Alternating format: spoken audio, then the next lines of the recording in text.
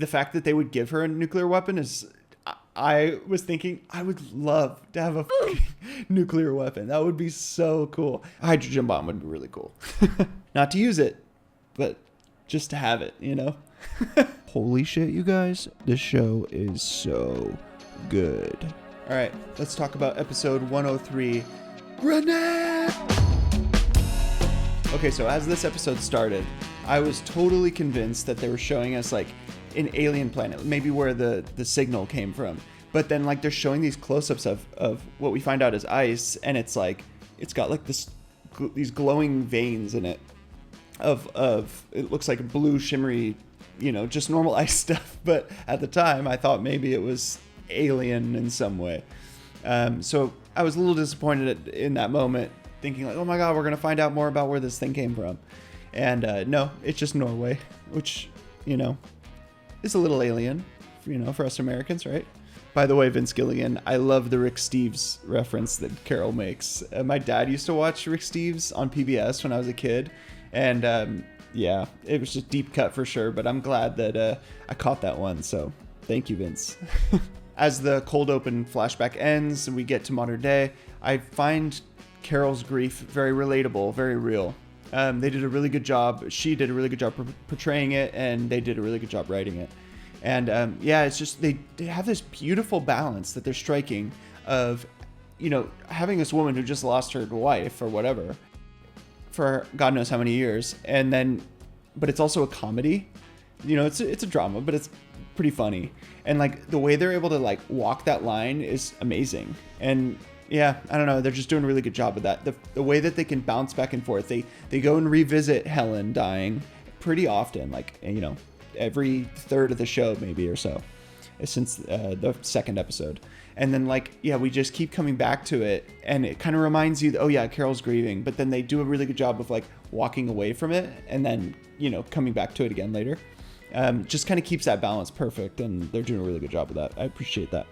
That being said, though, I super disagree with Carol having such a big problem, you know, with Helen's mind being uploaded to this hive mind thing, and that they can reference anything that they did together. They can reference what Helen would have thought of something. They can reference anything that was in Helen's mind. And it's just, you know, part of me understands why Carol has such a problem with it, because like she just fucking died. Like it was not long ago. It was like 3 days or something, right? So I understand that for sure. Having, you know, lost people myself, like a lot of friends and stuff, it's like I totally get where she's coming from in the beginning, but at the same time, you know, maybe put a little more time in between it. I would love to have that ability to talk to someone and they could just like access, like, you know, like it's on a hard drive, I mean, pull information up about like what my friend would have thought of something, or, you know, how they feel about whatever it is, and or offer advice, or you can almost like catch back up with them, reference old things you did together, stuff like that.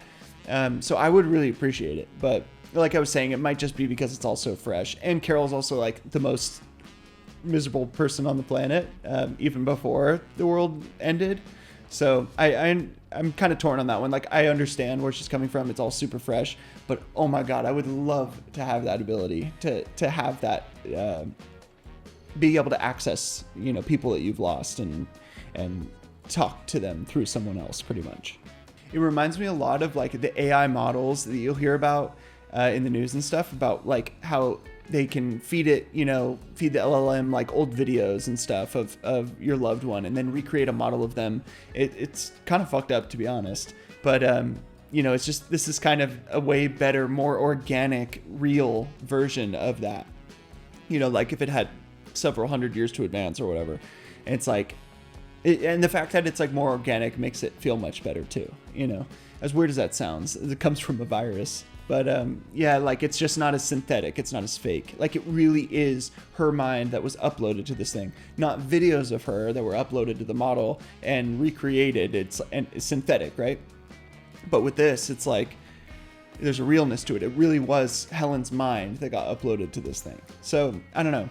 It's kind of interesting. It's so much like what we're dealing with now. And I'm guessing that a lot of this has to do with AI and stuff, the show, like seems to be a lot of themes where I'll be like, oh, the way she mentioned that or this or that's happened in the show, it's like, oh, that's a lot like AI. That's funny.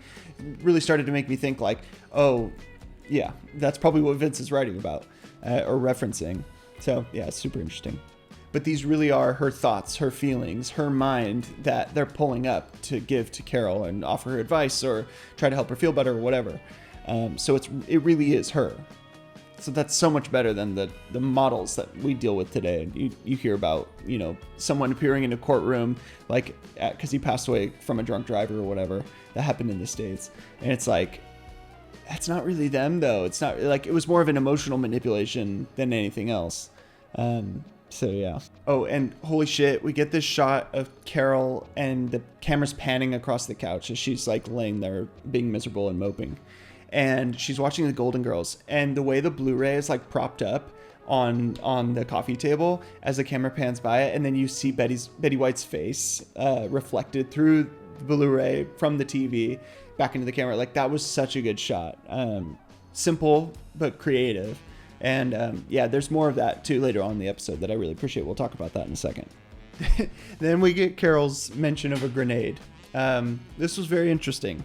As soon as she said it, I remember what the title of the episode is, and I'm like, okay, where's this going?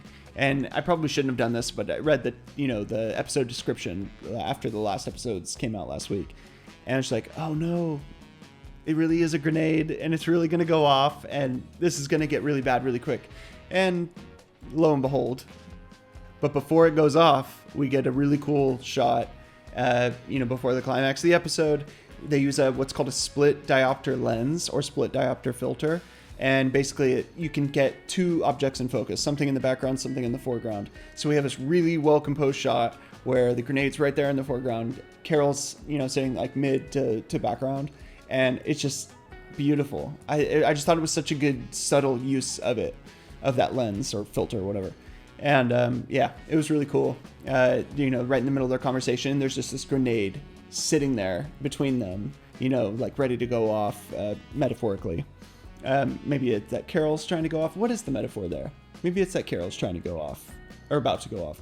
Let me know what you think, because I'm curious what other people's interpretations are of that. But it does seem very clear that no matter what the grenade represents, whatever it is metaphorically, I love that it's sitting right between them. And then we have Zoja on one side and Carol on the other, and having the grenade always in focus as we go through them is really cool. It was really well done. And then, boom, we get to the end of the episode. Carol's an idiot, pulls the pin out of the grenade. For some reason, doesn't understand that maybe, I guess she just doesn't understand them yet, that they would give her an actual grenade.